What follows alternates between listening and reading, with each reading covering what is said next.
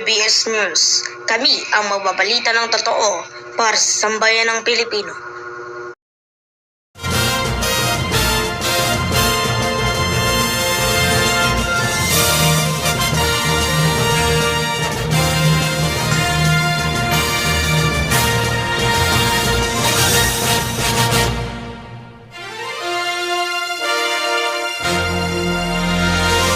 Magandang hapon, Luzon, Visayas at Mindanao. Ihatid sa inyo ang buong pwersa ng WBS News at Awesome Corporation para sa Barangay at Sangguniang Kabataan Elections. Ako po si Alison Hernandez.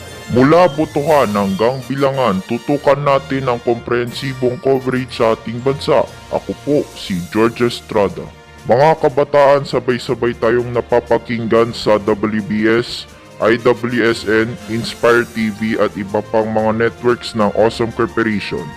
At ako naman si James Carlo.